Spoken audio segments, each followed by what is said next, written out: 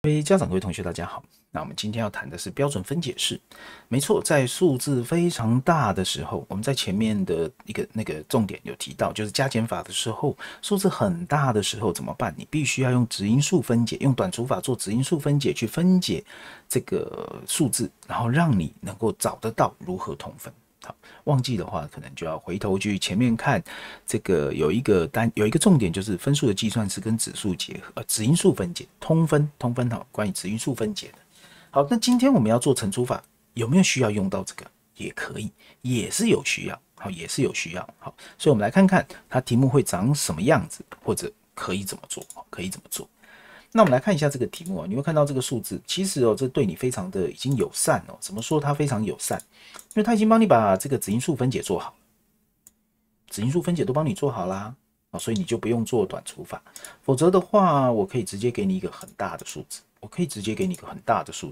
就是我要乘起来，那你自己去猜，让你自己去猜，因为这约分会约得很愉快的哦。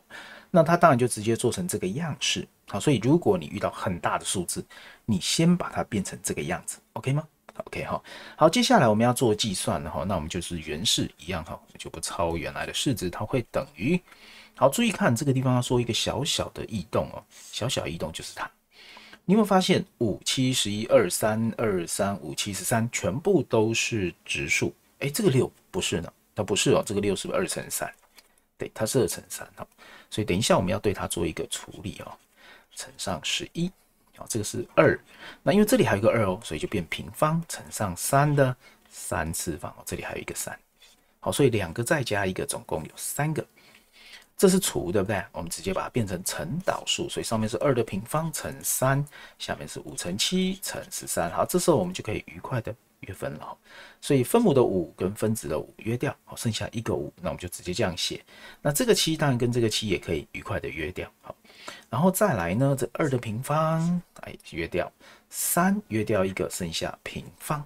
好了，应该是约完了，对不对？好，应该是约完了吧？我看一下还有没有。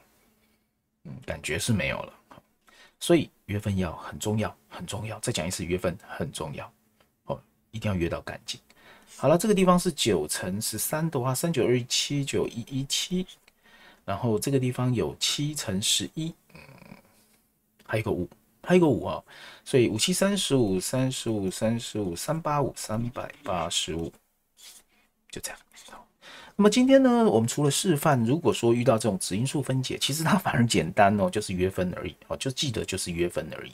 好，所以这个很重要啊，这个很重要。那相对一提，如果今天他直接给你这个爆大数字的时候，爆大数字，比如好几千的，那你一看你就哇，天哪，这怎么约分哦？我找不到怎么办？